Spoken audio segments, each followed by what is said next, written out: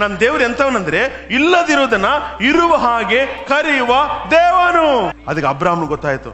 ಯಾಕೆ ಅದನ್ನ ಹೇಳ್ತಾನೆ, ಇಲ್ಲದಿರುವುದನ್ನ ಯಾಕಂಗ ಹೇಳ್ತಾನೆ? ಯಾಕಂದ್ರೆ ಅಬ್ರಾಹ್ಮನ್ ಮಕ್ಕಳಿದ್ದಿಲ್ವಲ್ಲ, ಅದಕ್ಕೆ ಏನಂತ ಹೆಸರಿಡ್ತಾರೆ ಅವ್ರಿಗೆ, ಅನೇಕ ಜನಗಳ ತಂದೆ. ಪರಿಸ್ಥಿತಿ, ಅದಕ್ಕೆ ದೇವ್ರು ಯಾವತ್ತೂ ಕೂಡ ಬಂದ್ಬಿಟ್ಟು ಪರಿಸ್ಥಿತಿನ ನೋಡಂತ ಹೇಳೋದೇ ಇಲ್ಲ.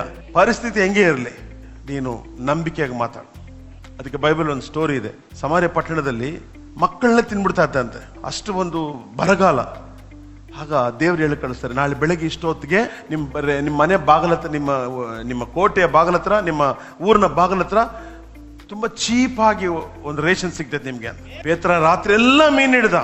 ಅವ್ನು ಹೇಳ್ದ, ಇಲ್ಲ ದೇವ್ರೆ, ನಾನು ಎಷ್ಟು ಎಕ್ಸ್ಪರ್ಟ್ ಆಗಿದ್ದೀನಿ. ನೀನ್ ಎಷ್ಟು ಎಕ್ಸ್ಪರ್ಟ್ ಆಗಿರು, ಇಲ್ಲದಿರುವುದನ್ನ ನಾನು ಹೇಳ್ತೇನೆ, ಈಗ ಬಲೆನ ಹಾಕು. ಇಲ್ಲ, ನೀನ್ ಇಲ್ಲ ಅಂತೆ, ನಾನು ಇದೆ ಅಂತ ಹೇಳ್ತಾ ಇದ್ದೇನೆ. ಇಲ್ಲದಿರುವುದನ್ನ ದೇವ್ರು ಇರುವ ಹಾಗೆ ಕರೆದು ಬಲೆಗಳ ಹರಿದು ಹೋಗೋ ತರ ದೇವರನ್ನು ಒಂದು ಅದ್ಭುತ ಮಾಡಿದ ದೇವರು.